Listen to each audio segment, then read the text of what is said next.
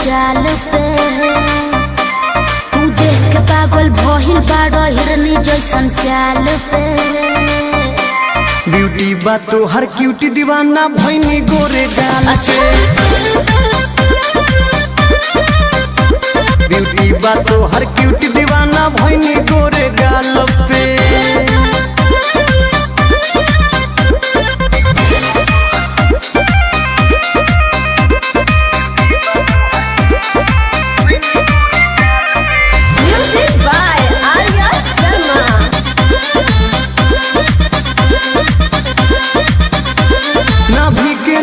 करे हटिया देख के मनवा डोलेला तोहरा जैसन आगे पीछे सुन रोजे ओल्हेला बुझाई बाबू।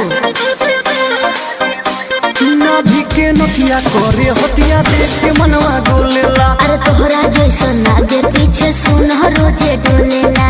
तोहरे से उद्घाटन होई रानी नया साल के। अच्छा ब्यूटी बा तो हर क्यूटी दीवाना भइनी गोरे गाल पे। ब्यूटी बा तो हर क्यूटी दीवाना भइनी गोरे गाल पे। चल चल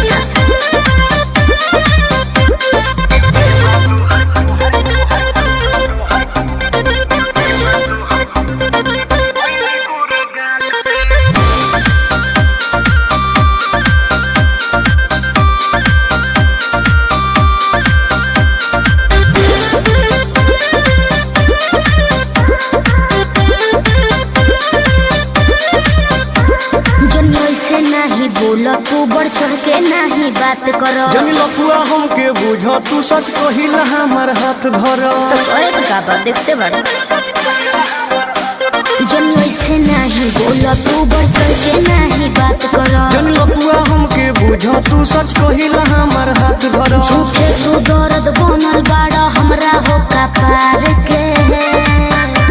ब्यूटी बा तो हर क्यूटी दीवाना भइनी गोरे गाल पे। अच्छा ब्यूटी बा तो हर क्यूटी दीवाना भइनी गोरे गाल पे। पागल हो गई बड़ा।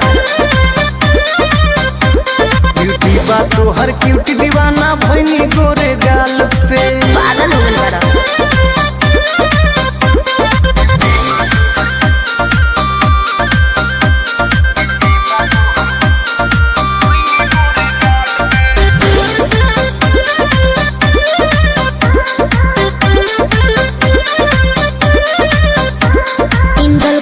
पिंटू प्यारा जनी ऐसे करो छड़े खानी। केहू ना पूछी रानी जब ढोल जाई जवानी।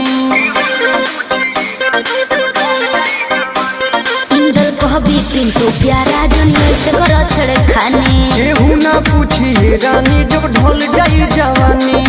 कहतानी बतिया समझ लो तू प्यार से। ब्यूटी बा तो हर क्यूटी दीवाना भइनी गोरे गाल पे। ब्यूटी बा तो हर क्यूटी दीवाना भइनी गोरे गाल पे।